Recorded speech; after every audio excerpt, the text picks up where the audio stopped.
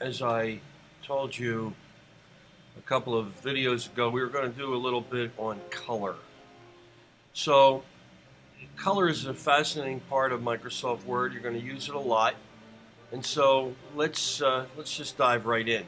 And I'm going to start, let's say, right here. I'm going to select this, and the first thing I'm going to do after I select it is go up to this little button here, and you can see as my mouse hovers over it, it's called text highlighting color.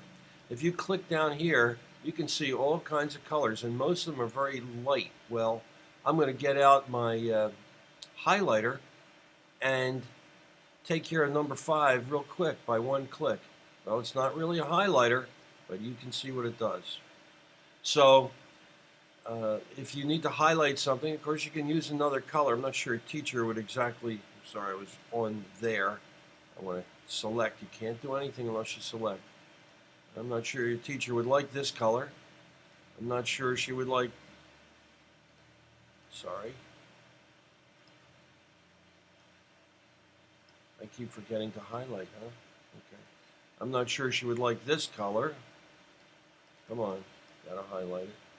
But you can highlight it anyway. So I'm just doing a little edit, undo, and now I'm back to where I was. Now, there's much more to color.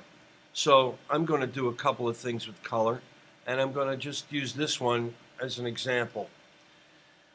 In order to do color, I'm going to go right up to here, and remember we've seen this before, this palette, and we've clicked some of these colors, we've used these colors, but I told you at some point I'm going to discuss more colors. So let me click on that, and you can see it happens to open up with this circle, but I'm not going to start with this circle.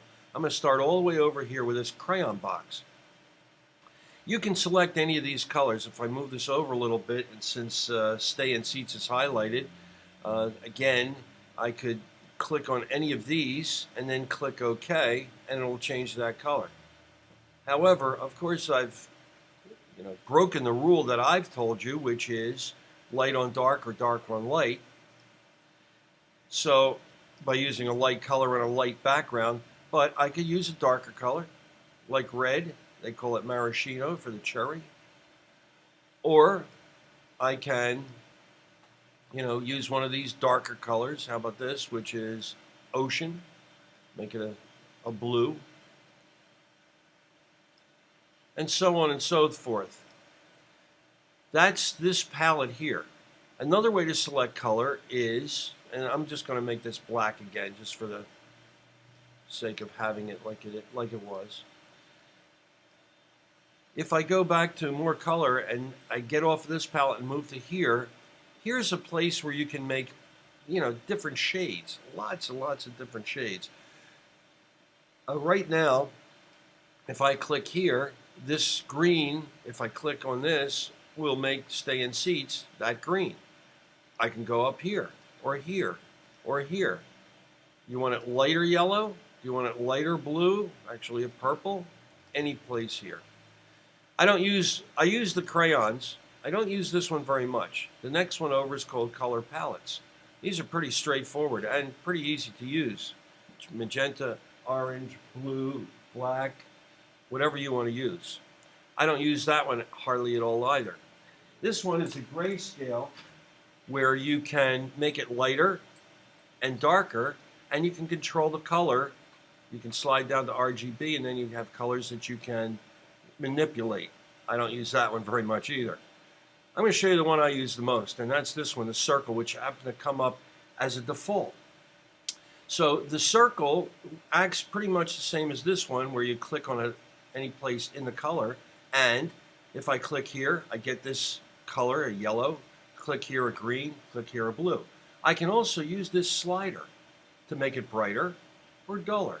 If I want to make it brighter, I can do this. If I want to make it duller, I can slide that down, and this color will come up. Now, the other thing that I want to show you, which is very interesting, you can see I have a little chip here. It's a sort of a green chip. I use it in a certain spot on my computer a lot, and I wanted to save it. So I made it come up right here. You can do the same thing. Just use it for one that you use a lot. I'm going to use sort of a turquoise. It's a little too bright for me. Let me tone it down a little bit. And I want to save that because I want to use it, just pretend I want to use this a lot of times. If I click here in this bar and I slide this down to here and click, I now have it forever and ever. So if I want that color duplicated somewhere else, for instance, I want to put it, well, let's put it in one word. And I go back up to color and I slide down to more colors and I click that little turquoise chip and click OK. That word becomes that color. It's pretty complicated, but if you work on it and think about it, you can do a lot of things with color in Microsoft Word. I hope you understand this, and that's the end of this video. Stay tuned for the next one. Thanks very much.